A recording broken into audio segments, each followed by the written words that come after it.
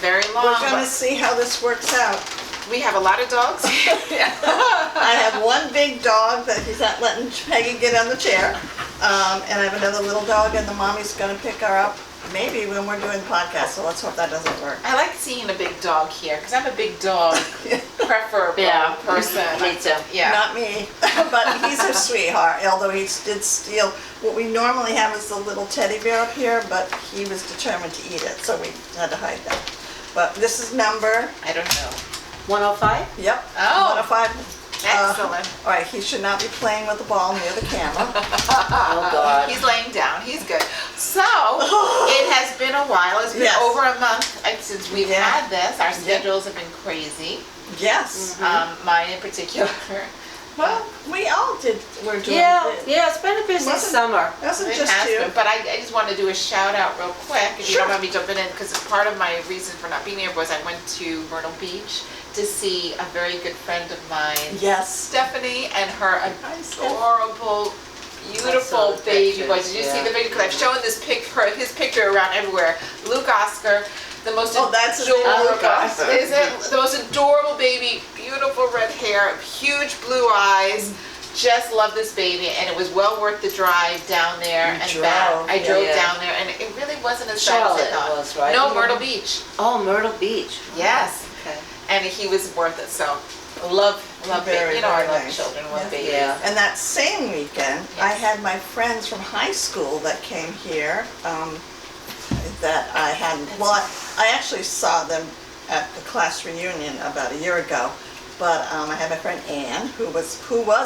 You can't really say next door neighbor when you live in the rural area. She lived across a field, and she has the next field neighbor. Yes, and Debbie, who was Debbie and I didn't hang out that much in high school. We talked about that a little bit, but she's a hoot. And then Roxanne, and both Ann and Roxanne were in my wedding when I got married. They weren't around when I got divorced though, but.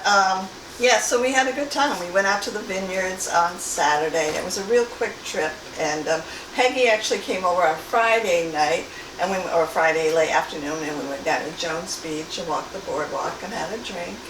And I heard you guys did the vineyards right, like with a limo and everything. That's the way to do the vineyards. Yeah, they were very excited. Well, they were like, "Oh my gosh, you didn't have to do this," and I'm like, "I did because I didn't want to have to drive." Who does? And it's just kind of nice to know that you have somebody, driving. Wonderful. So, And you had a trip. I went on my annual sister vacay.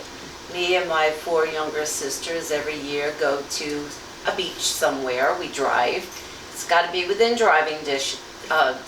Oh, is that the rule? Yeah. Oh. And normally we go to either Ocean City, Maryland, or Rehoboth Beach in Delaware. But this year, 2 of my sisters had never been to Cape Cod.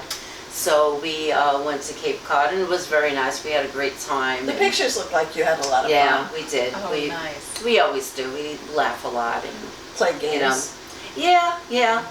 What's the one game that you all tend to play? Usually we play Password. Oh, I love it! But this time we didn't bring Password. We brought that Moth radio game that I have. Yeah, I love that. And that's, that brings out, that really brings up a lot of conversation and memories. And so we did that, and you go down, sit on the beach, and there was a pool, and go out to eat. We went to the Edward Gorey Museum. Oh my God, Tell it about was the poster. fantastic. You sent me a picture of a poster. There was a poster years ago.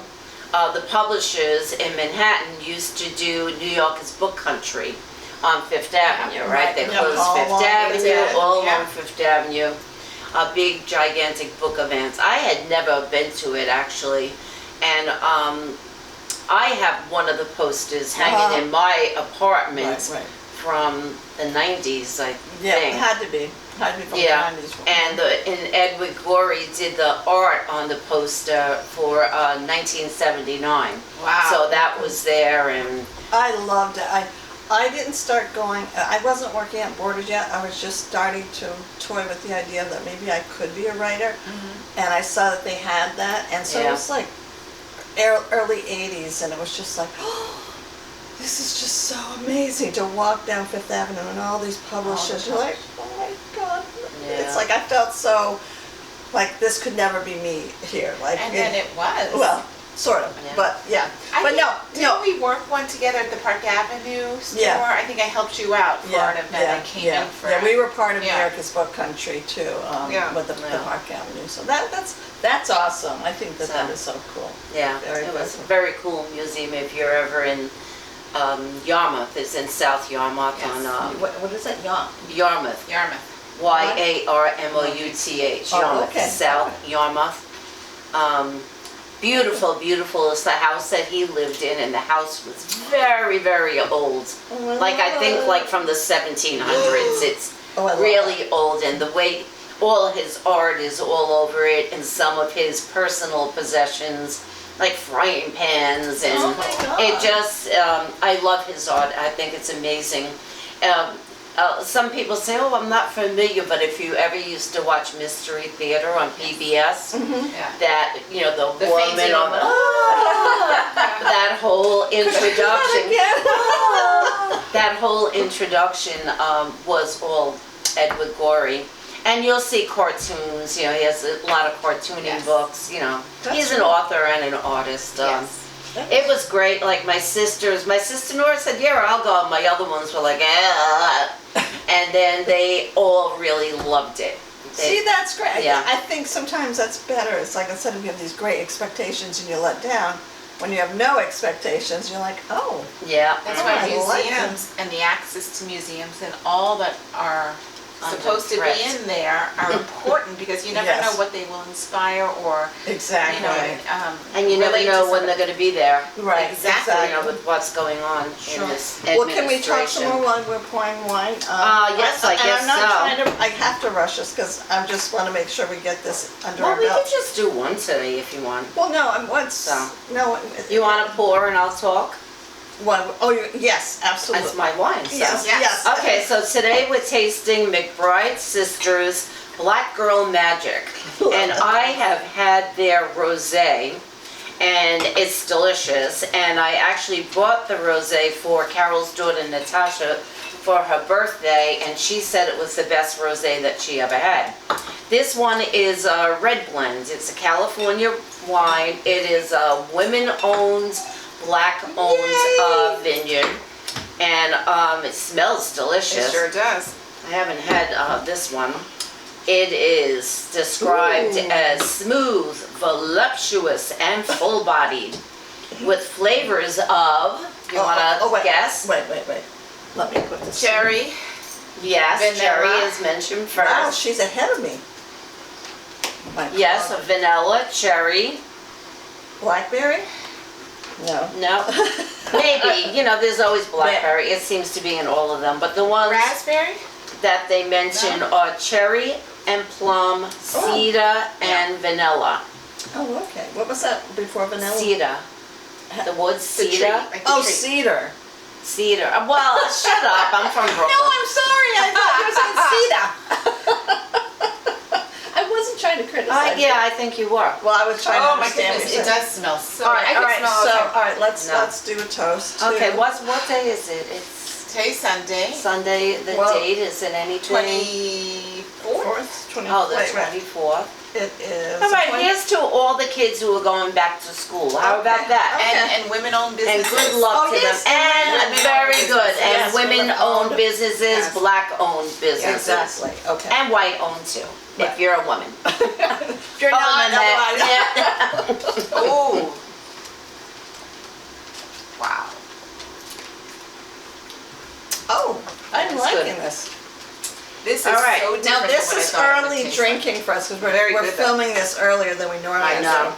So, but last time. All right, so it has a ripe and juicy mouth. Offers cherry flavors. Oh, chocolate cherry flavors, typically of Merlot, with the full body and peppery spice of Cabernet. That's why I like it. Yes. It's got lovely legs. Lovely lady. I tried to find out, what the blends were, but they didn't say. Well, they just said Merlot and Cabernet. Yeah, I guess so. I could taste that. I mean, could usually definitely they taste put it on the label. Right. Okay, we have to guess the alcohol content and... This is a very smooth wine. This is a really good one. We're day drinking. This is a good one to day drink with because this is not heavy. No, not at all. It's really crisp, and it goes down very smooth. There's no like that. Oh yeah, the clenched jaw. Yeah. It's not acidic in any way. No. This is a beautiful wine. Yeah. Their rosé is very good too. All right, I'm going to say for the alcohol content, 13.9. I'm going to say 13. I'm going to say 13 and a half. Okay, but is that what it is? Yes. Oh, okay. All right, we're guessing. Okay, and price point? Oh, I would say 22. Oh, okay. Did you get it at Total Wine? I mean, I know the price is very Yes. Okay. Yes. Oh God, I'm gonna say 19. Okay, $15.99. Oh my gosh. Yeah. That's very good. Yeah, and it's really a very nice McBride Sisters collection. I'm going to add that to Black my Girl list. Magic Red Wine, California. This is 2019. I'm gonna have to see if Stu Leonard's carries that. Yeah. How many wildflowers, ladies? Ooh, I would give this a 5. Yeah, I don't see why not. I'm writing Five. it down and adding it to my list of things to get, so that's why it's a 5, because that's what, Yeah. I'm going to throw this in my rotation. I would definitely gift this to someone too. Oh, Yes. If I was going to somebody's Right, house. right. So to me, then that's a 5 because I wouldn't bring something I didn't really Yes, like. exactly. This is Right. very, very good wine. I recommend that you try it. Black Girl Magic. I love the title. Me too. You know, it used to be when I first started drinking wine. If I saw like a corny, what I would consider a corny name, Hokey, or kitschy. I'm like, oh, that can't be good wine. It's probably going to be cheap, like Yeah, like the vampire ones that Yeah. come out, and Right. But that's not the case at all. No, And with no. many of them. Go It's ahead. funny you say that, because I usually think that with wines that are put out by people like Coppola or actors or Coppola actresses. wines are good. I like They're Coppola not bad, wines. but I get turned off on it. I'm like, is this Yeah. just somebody who's What about John not Bon really? Jovi? It took me a long time to go for that one too, even though I am a fan of his. I Right. didn't want to do it. I kept walking by it until the Stu Leonard's had they did a real big promo. Like, this is a very good one. You really need to try it. And I was like, all right, I'll do it. We tried years ago on one of our, I guess the first months of our podcast, I bought John Legend has a Chardonnay. Oh. And it was okay. Like, we didn't love it. Right. But, I would try it again. Try okay. it again. But I think that... I brought the Cameron Diaz one on here early on. Oh. Yeah. And it got a lot of hype, and then we didn't really care for it. We did not. Yeah, no. And we did a Katy Perry, right? Some kind of weird... Yeah, that was a non-alcoholic. Yeah, We didn't like that was either. terrible. It was That was terrible. pretty terrible. Yeah. So anyway, Good job, Peggy. I like that. give it a try. Black Girl Magic by the Women-owned McBride business. Sisters, California. Good one. McBride Sisters, I have to remember that. Yes. So it's your turn to do the book, isn't it? Oh, yes, Missy? it is my turn to do the book. All right, I'm doing this book. I don't know if anybody has read it, but it is called My Grandmother Asked Me to Tell You She's Sorry by Fredrik Backman. You're laughing already. Why? Because I think I read, I don't know if I read the whole thing, but I think I did. I read it quite a few years ago. I like his books. Okay, I wasn't familiar with him. He's the one who wrote A Man Called Ove. He did. He's got a list about him. Man Called Ove. He's written. Britt Marie was here. Beartown. I read Beartown too. And every Beartown was morning- good. It was about hockey. The Way Home Gets Longer and Really? Longer. Yeah, it's about hockey, but also it was about a rape. Okay, well this one here, Yeah. Britt The Marie, two is- Britt Marie was here, is intriguing to me because one of the characters in here is Britt Marie. Oh, okay. And so I bet you this is probably, It's like Olive Kitteridge, something. like Elizabeth Strout has her characters in all Leads. different books. Yeah. Right, well this came out in 2013 by Simon & Yeah. Schuster. I bought this at an independent bookstore, the one where you did your signing out in Riverhead. Oh, a book place. Book place, right. So the title intrigued me. I liked it. And I said, okay, let me read it. It's a fiction book. It reads like fantasy, you know. However, but it's a story of love. I'm loving very complicated, strong personalities. And I thought, I liked it. I didn't know what to expect with it. The back write-up was really good. It introduces us, the two main character is Granny, you know, grandmother. She's a woman who is way before her time. You know, it's set in modern times, but now we meet her at the end of her life, you know, and I'm not giving anything away with saying that she ends up dying, you know, early on in this book, but she still figures very prominently throughout the whole book. And she was a doctor really for the people, like, you know, I don't necessarily think she was in the program Doctors Without Borders, but she was like one of those women who left constantly to go doctor in like very tragedy-filled areas, right? And she was unapologetically opinionated about everything. In a way, I said, God, I think I'm probably going to end up like this lady later on. Like, she just didn't give a crap about anything, you know, at the end. And it's like, whatever. She walked around wearing whatever the fuck she wanted to walk around in. You know, she did sound like Olive Kitteridge. Whatever she wanted to do. She said whatever she wanted to say. You know, she wanted to sleep around. She slept around. Like, you know, she just did it. She had one daughter who, because of the way this woman was, she grew up really kind of the opposite. Very like a type A, reserved type of a woman. And she had one daughter that we meet at this time, who's about 7 years older, like right around there, named Elsa. And Elsa is a very unique girl, very smart. Also, she's like mature beyond her years, super bright. She gets bullied a lot by her school peers because of this way she is. She's very introverted, and she's not like, you know, like the other girls. And you know how girls can be, especially in that age. If you're not fitting in with the norms, people can be very bullied. So so she was pretty much left to the caretaker of the grandmother, because the mother works. She's also in healthcare. What years are this about? Like modern times. Okay. Yeah. Okay. And then, so she's raised by this grandmother for the most part, spends a lot of long periods of time in her presence, which is the opposite of the way the mother was raised. The mother was left in the presence of a lot of the people who the grandmother ended up collecting along the way. One of them is Britt Marie, actually, which is, and they live together in this kind of housing area where it's a lot of apartments together, and they all kind of know each other but don't really know, and everybody there kind of has a secret, but you don't really know how they all came here. We don't really know that until it works its way out through the story, which is, like I said, it reads like fantasy, because a way of dealing with the bullying and problems that the bullying put on with Elsa was she had trouble sleeping, she had trouble falling asleep, very, you know, anxious. Her grandmother would tell her the story of Miamas, this land that she travels to, and together every night the two of them travel to Miamas.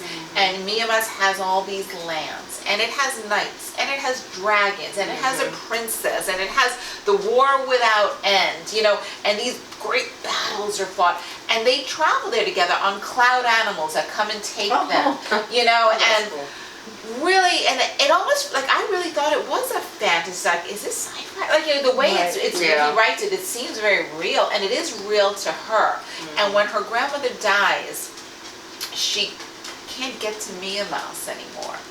But her grandmother leaves, I think anticipating this, leaves her with a quest. She has a great quest that Elsa has to do, and it involves her going up outside of her comfort zone to all different people that kind of appear in her world, but she never really interacted with, like Britt Marie, or the taxi driver that kind of shows up, or this great big dog, you know, like at the end. And she starts every quest with, here, my grandmother has a note for you. It's a note. She hands it to them and says, my grandmother asked me to tell you she's sorry. And she has to hand you this letter. Oh, I got goosebumps. Yes. And it's so awesome. I think the way she Yeah. wrote this. And from there, it's very pointed. Her grandmother was super bright, I think, for dealing with this. And through these quests, Elsa kind of gets the confidence in herself. She, you know, she learns a lot. She learns about her grandmother. She learns about the people, and the people are healed. All of these people need healing too. They, as we find together, were connected through the grandmother. Collected there by the grandmother. That's right up your alley. Oh, yeah. I didn't read that one. I read a man called Uwe, and I read Anxious People, and that is one that I wanted to read because it's like the best title in the world. It is the best title. I saw that and I was like, you know, my grandmother asked me to tell you she's sorry. Yeah. And it's used over and over again. It's a wonderful book. I'll give it 5 stars. It was my first introduction to Five Wildflowers. Okay. Sorry. It's my first introduction to Fredrik Backman's novels. He writes very well, very easy. I blew through this book. I actually read it several weeks ago. Wow. So I had to, come up, remember it, but it was easy to recall because it was such a very well book. I could highly recommend it to you. And if you'd like to borrow it, you're more than welcome to borrow it. Because I will, but not now. Yeah. I have a stack of books I'm trying to get through. But you should read A Man Called Uwe. Yeah, it's on there. Because that's also like in this development, and all their neighbors are a part of that story, particularly one family. And a very good, heartwarming story. He's a curmudgeon, Yeah. So. Well, they have those characters and there's here. a movie made of that too. There's a movie of that, and then they did another movie loosely based on it with Tom Hanks, which wasn't that good as far as I heard. One thing I just want to say on it, one more, is the story she tells. You meet so many characters, don't get worried, to follow, because I was like, who am I going to follow? But the characters in this place where she lives, you learn, we already know their story because she's told the story to Elsa for years. Oh, okay. All right. Oh, that's of the people. She just didn't know it. So I thought that was really cool. Awesome. Well, it's my turn to do the topic, but we're going to take a break right now because I got a text from Sadie's mom that they'll be here in about 5 minutes. So we're going to stop the camera. I got a text too. I didn't get a text. I got a text from my grandson because I was going to make risotto, and he said, "Please make Grandma's mac and cheese."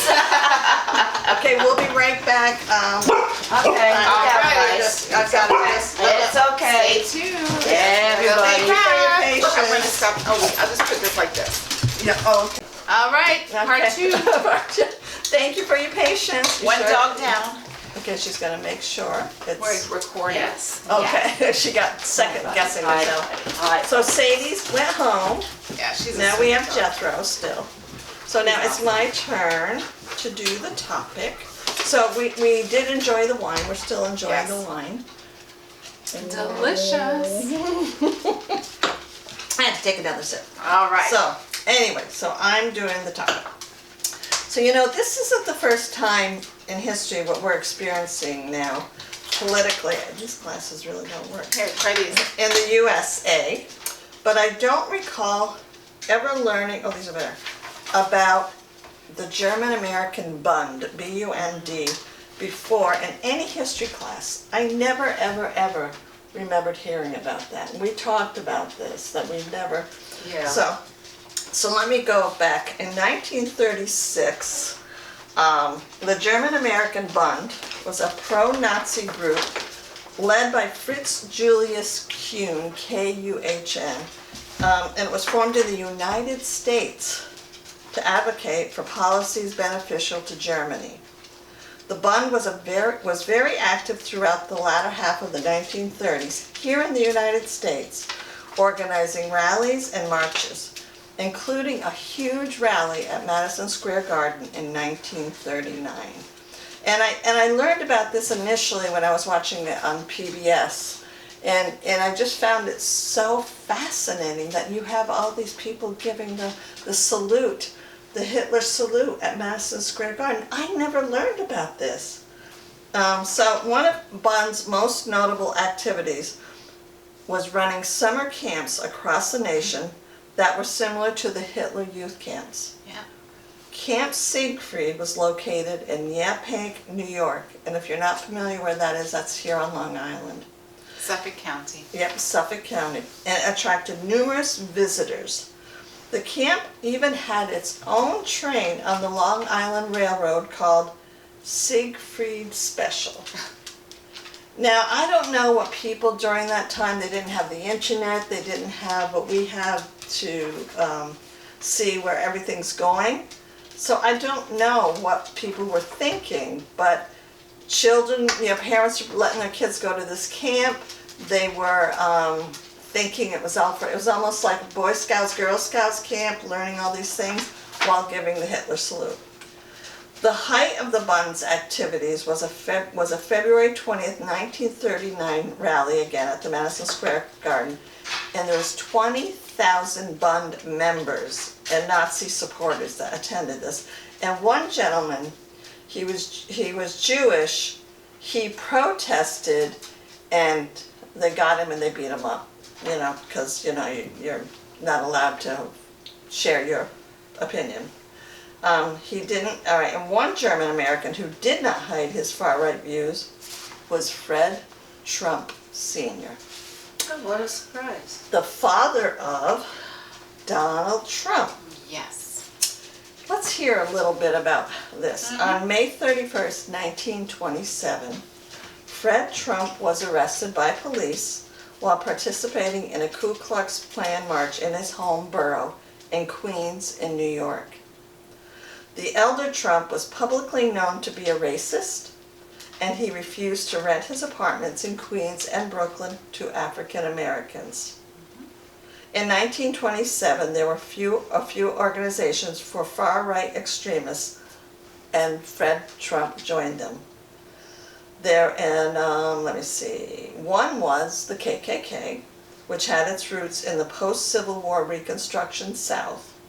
Another was Italian leader Benito Mussolini's Overseas Faciti, which was primarily composed of Italian immigrants to the United States.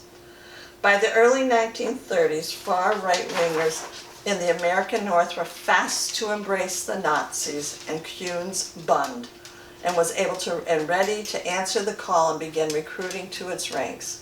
Does this sound familiar? I'm just curious. Does this sound familiar? Fred Trump's FBI file, which includes the 1927 arrest of at the KKK march, appears to be missing his pre-war and immediate post-war year activities. The file does not resume until the 1960s, when the FBI began monitoring the elder Trump's association with mafia syndicates in New York. So wait, missing files? Mm-hmm. Oh, missing files. Yeah, That sounds familiar too, doesn't it? Really. Sure does. I don't always like to think of the sins of the father spills over into the next generation. But I really can't help but think that the apple doesn't fall far from the tree. Trump, the son, says the Smithsonian Museum should focus on America's brightness, not how bad slavery was. This from a man who's been entitled all his life, and often because he's white. Well, now he's orange, but this is a man who's been entitled. So going back to the father, it is known that Old Man Trump, the appellation given to him by folk singer Woody Guthrie in a 1950 song by the same title, continued his racist ways after the war. Guthrie, who had the misfortune of renting a unit in the Trump-owned Beach Haven apartments in Brooklyn, penned the following lyric, and you can find this song on YouTube. Beach Haven is Trump's tower, where no black folks come to roam. No, no, Old Man Trump, Old Beach Haven ain't my home. Now, I think it's also interesting, after the war, Trump insisted that he was of Swedish descent. He wanted to make that very clear. Yeah, he wanted to separate himself from his German heritage. In fact, Old Man Trump's father, Fredrik Trump, was an immigrant from Karlstadt, Bavaria. It was famed aviator Charles Lindbergh, a Nazi sympathizer, who stressed his Swedish descent to defend against charges that he was a supporter of Hitler. And that's what I find so interesting, is that I hope I live long enough to see that the MAGA crowd will start stepping back and saying, oh, no, we don't want to be associated with Trump. But I don't know if that's going to happen. So in both cases... I don't know either. I don't know. They don't like him. Right. So in Old Man Trump and Lindbergh, there was no question of their sympathies to the racial policies of Hitler and the new Germany.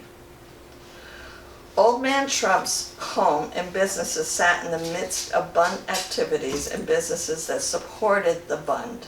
B-U-N-D, in case you want to look that up. One of the most popular newspapers among the German American community in New York and New Jersey was the Bund's The Free American and Deutsche Werkkraft, if I'm saying that right, published from 1935 to 1941 in both English and German. Now, if you two want to jump in at any point, feel free to, because I know I'm reading from this, but I just feel like something's going to get lost in the shuffle if I don't read from my notes. No, you're good. I'll jump in if I need to.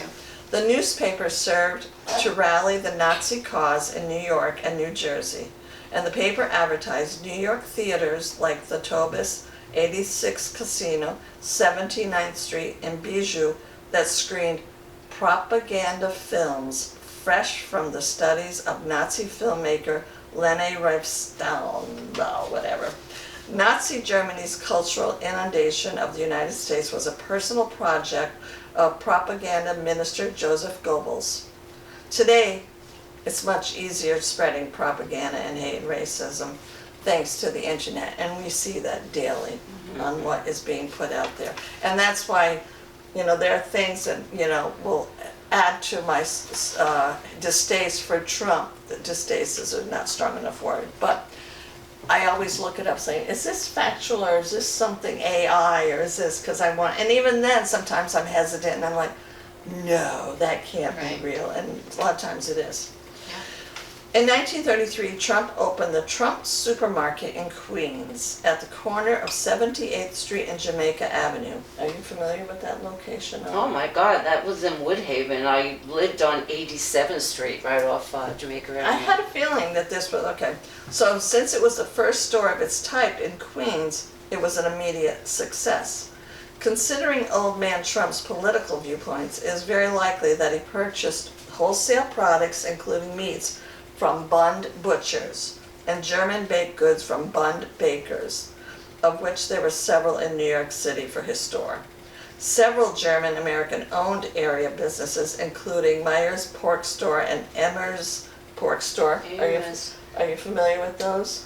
I know we had Trun's pork stores. Oh, okay. Amherst sounds familiar, but okay. But Trun's was big. They were on Brooklyn and Queens. Dritte Avenue, D-R-I-T-T-E. Okay. No. All right, or 3rd Avenue. That's in Manhattan. Oh, in Manhattan, right? Yeah. Okay. And dairies like Karsten Milch of the Bronx and Astoria in Queens, and Herb's German sweet shop in Manhattan kept the advertising dependent the Free American and Deutsche Werkkraft, and I might be butchering that. I think it's Flush with ad revenue. Even large corporations like Philco, remember Philco? Oh, yeah. Mm-hmm. A manufacturer of radios, Texaco, Olympia typewriter, and Simmons Mattress Company advertised in the Nazi newspaper. Wow. Nazi propaganda in German was broadcast on Tuesdays, Thursdays, and Saturdays from the studios of WBNX, first located in the Bronx and then moved to New Jersey. So now, Old Man Trump rented thousands of his apartment units in Jamaica estates in Queens and Brooklyn to white Americans only. But thanks to the Segregation Act, or the Civil Rights Act of 1964, a landmark piece of legislation that outlawed discrimination based on race, color, religion, sex, or national origin, that is over. Specifically, it ended legal segregation in public accommodations like theaters, restaurants, and hotels, and also banned discriminatory practices in employment.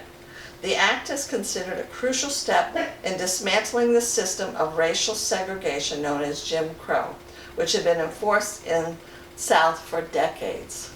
You know, he wasn't alone in doing that, the housing. No. Levittown did it too. Right. I lived in Levittown for 41 years. Yeah.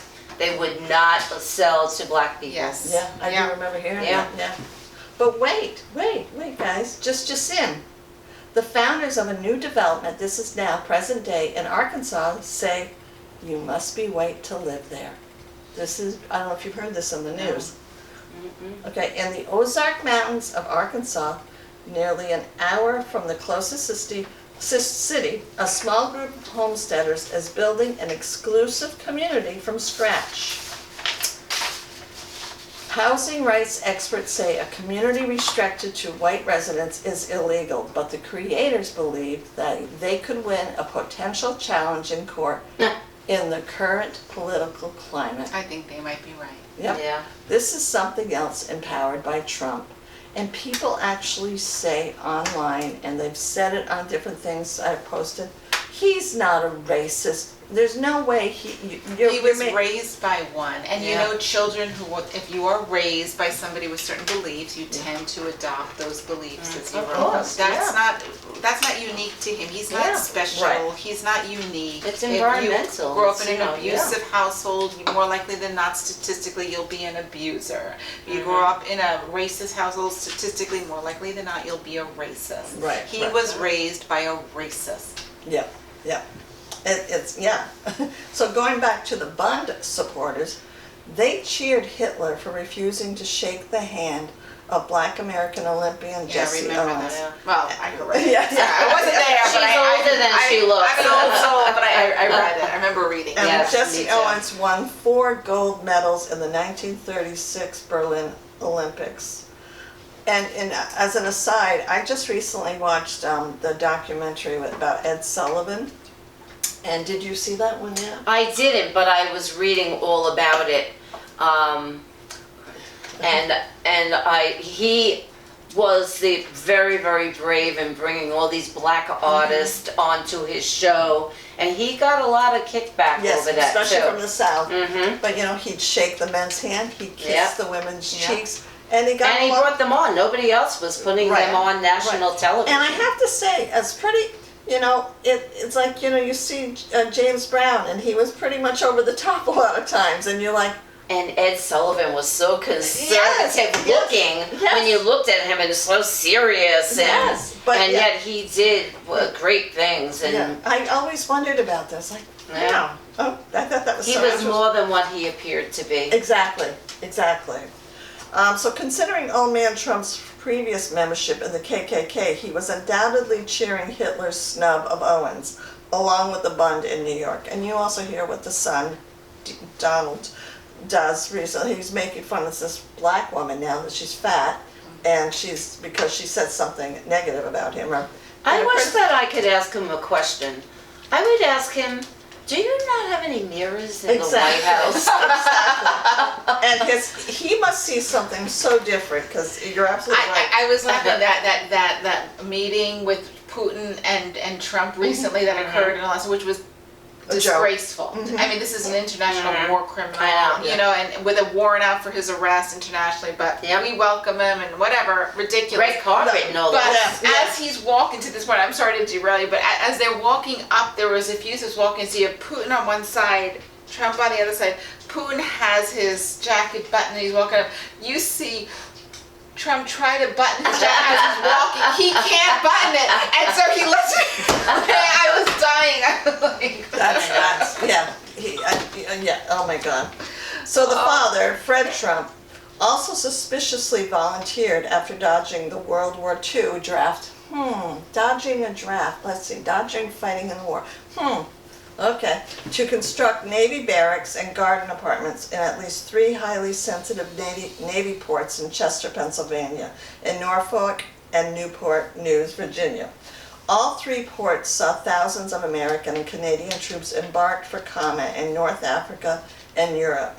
Some of these troop ships fell prey to German U-boats, which received intelligence on the Allied ship movements from Nazi agents to the very same port areas where Old Man Trump so generously bid on construction contracts with the Navy. And it just reminds me of the plane that the son accepted from, was it the Saudis? That he gave him the plane recently? Trump accepted Trump it. accepted Yeah, it. that's what I'm saying. From Dubai, I thought it was. Oh, gosh. It was a plane that they were trying to get rid of for 30 years. Right, Yeah. right. So today, Donald Trump, who has championed concentration camps for asylum seekers and homeless people, torn babies from their parents, none of this is exaggeration, we see it, and praised neo-Nazi marchers in Virginia, echoes the political vitriol of his father's era. Today, Trump is fond of demonizing Hillary Clinton, Barack Obama, and Joe Biden.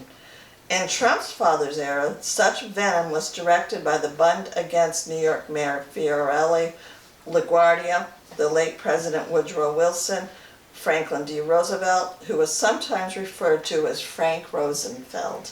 See, so they use these names, it's the same thing.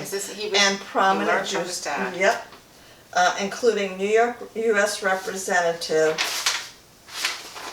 Samuel Dickstein and Bernard Baruch, all of whom were labeled as pro-Bolshevik internationalists. So Donald Trump, excuse me, choking now uses the pejorative term of globalists. The same groups of socialists, communists, and Jews singled out for attacks by the Bund are today targeted by Trump and his supporters under almost identical labels of socialists, communists, and globalists. In Old Man Trump's Nazi-imbued New York, the Soviet Union was condemned by Nazis as a Jewish communist enterprise. The Bund paper published lists of Jews in charge of various Soviet republics and regions, naming, for example, Jude, Jewish, officials in charge of numerous countries. The list appeared to be a future execution list for the Nazis. The Bund championed Hitler's dream of a Russia cleansed of Jewish Bolsheviks. So I'd say today, the Woody Guthrie of today is Bruce Springsteen. And with that in mind, and in conclusion, here's a few stanzas from Woody Guthrie's song, Old Man Trump. I suppose that old man Trump knows just how much racial hate he stirred up in that blood pot of human hearts when he drawed that color line here at his Beach Haven family project. Beach Haven ain't my home. No, I just can't pay this rent. My money's down the drain, and my soul is badly bent. And it goes on, but I'm not going to read the whole thing, but the thing is that it didn't get a hold of us as a whole country because the House Un-American Activities, they did a deep dive, and they really started to see the damage that it was doing. Unfortunately, in this era. No, we don't have any checks. There's no checks and balances. Yes. We're nearly 100 years later, you know, and history repeats itself. And we were trying to dig out from that mess. We were in the right direction. Yeah. And no, it's reversing. But those people were raised by people, and they felt unheard and angry, and so they gathered together, and like-minded people voted for this man. I'm sorry, I can't excuse them because no, I don't excuse them. I don't care if you're raised that way. You could think for yourself. You could educate yourself and experience different cultures, and that's where it lies. It's not an excuse. It's more of an explanation, is what I'm trying to say. I don't excuse that. I'm not forgiving it. I mean, everybody, you're right, can think for yourself. But it's kind of the way I hear modern day Catholics talk about the reason why they still baptize. They may not go to church, they may not believe it, but that's how I was raised, and my family expects me to do that. I don't believe in it. Well, they're that's just more tradition and ritual than spreading hate. No, and I'm using that on a smaller scale. It's kind of explaining human behavior. Tradition is what we feel comfortable in, is what we gravitate back to. And it's funny you say that because I do know some people who don't believe or whatever. Yeah. But they went through that. And I'm like, I've kind of lost respect for you in a little bit because I find that, stick up for your values. If you don't believe that, then don't do it just because it's a tradition. That's me. I don't believe in I don't believe in it, and I've been back and forth throughout my life, but I had both of my kids baptized because it was something that we did in our family. It wasn't hypocritical. And, I still believed in God then, and I think that's very different than carrying on a tradition of hate and racism that it is saying, oh, okay, I'm going to baptize my kids. I mean, you can't compare them. And I'm not saying that they're on par with each other, but I'm just, and I agree. On the grand continuum of things, Peggy, you're right. Yeah. One is so atrocious, the other one is really benign. I wasn't That's trying to say equate it, but I was just trying to say the comfortableness of it. Like, if you're raised there, like he was with old man Trump, and his family and his friends and his business connections are all like, that's who he's surrounding himself with. And so you become very comfortable just saying, continue. He's going to get I'm sure, and again, this is just speculation, but I'm sure there were, connections he made in business, which hands made it very easier to grease and to get what he wanted because of the connections that old man Trump had and connected him to. And so you don't want to go against that going later. And so that's where I'm kind of saying the comfortableness of it. And then it spirals, and then it just kind of rolls down, and you get a bigger, fatter, going down the hill. What you said too is very important about experiencing other cultures. Exactly. It just reminds me, and I won't throw anybody under the bus, but I remember sitting with a bunch of people, and I think I even might have mentioned this in a previous podcast, but this woman who you could tell, and this is not to be judgmental, well, it is a little bit, she wasn't educated. You could just tell the way she talked, she wasn't judgmental, but, I was conversing with her, and there were snacks out, and Brazilian nuts were out. And she said, oh, give me I don't even want to say the word. Oh, you told me this story once, but I forgot what. She called it, and I'm going to say it. Say with N, right? Nigger toe. And I went, what? And it was just over her head. I said, no, these are Brazil nuts. I said, what you said is very racist. It didn't even occur to her that was racist. Yeah. She just had, and it's like that saying, eeny, meeny, miny, mo. We were raised that you could say catch a, but my mom stopped us, thank goodness, because we heard that in school. She goes, no, catch a tiger by the toe. Yeah, we used to say catch a monkey by the toe. Oh, really? Yeah. Yeah, but that was better than nigger, and to us it didn't mean a black person. Right, it meant an animal, a monkey. Right, exactly.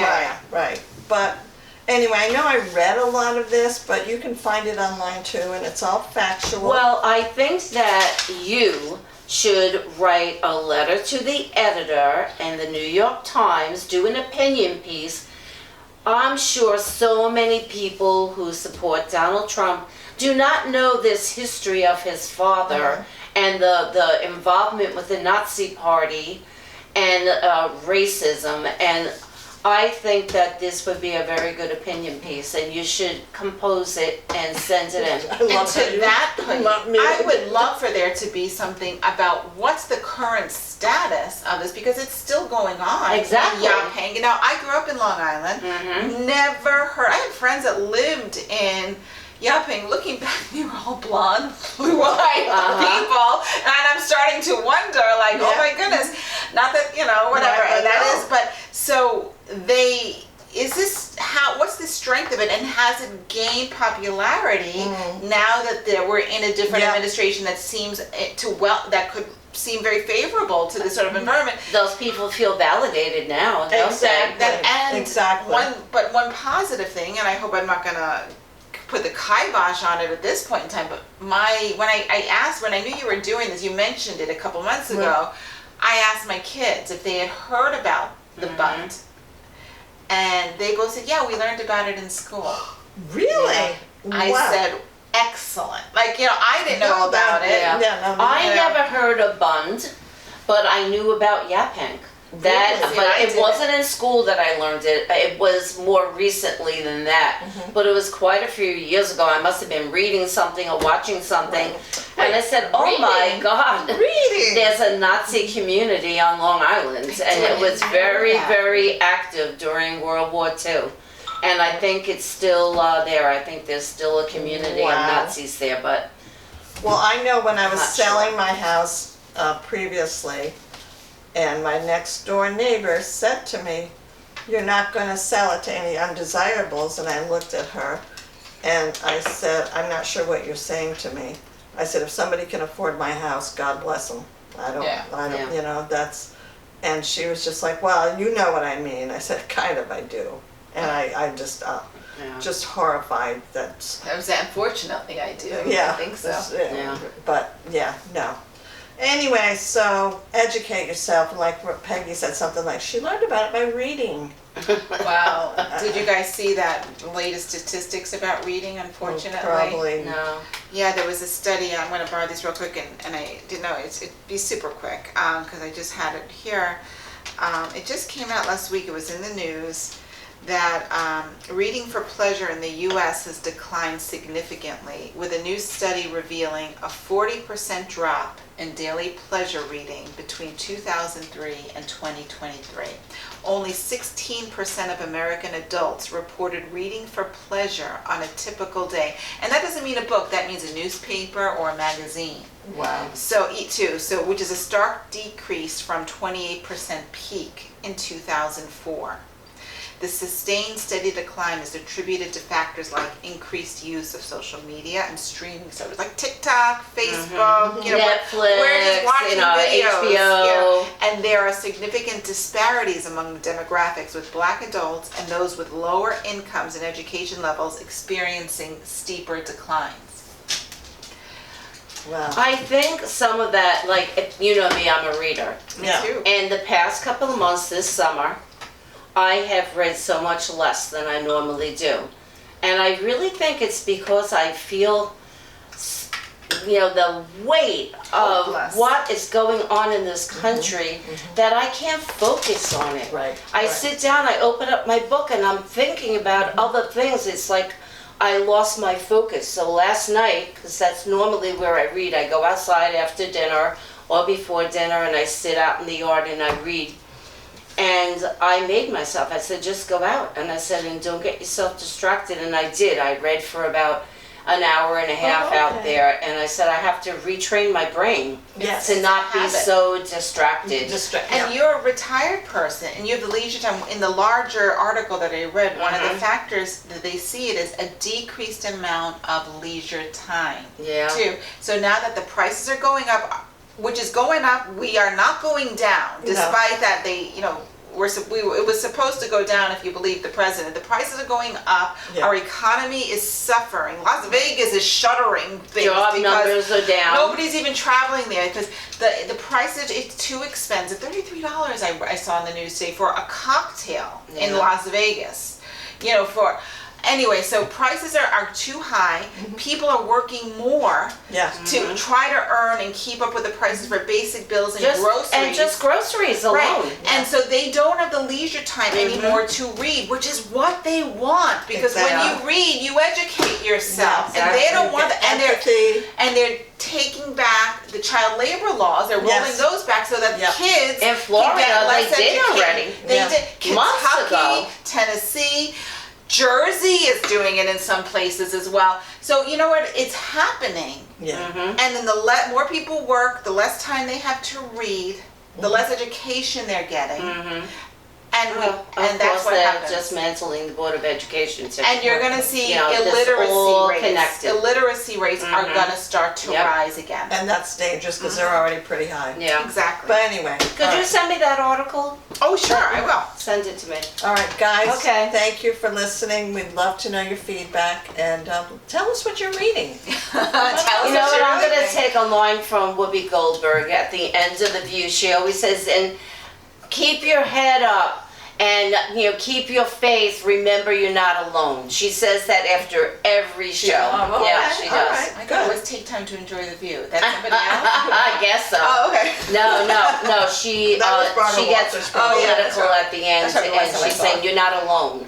Like there's more people like us out there. Wow. Carol and I are going to a rally on Tuesday in Merrick. All right, well, and as you go, the only thing that I highlighted from the book is a line from here where she says, Elsa wanted to know from her grandmother, is everything going to be well? And she would always say, I promise, my beloved knight, I promise that it will get better.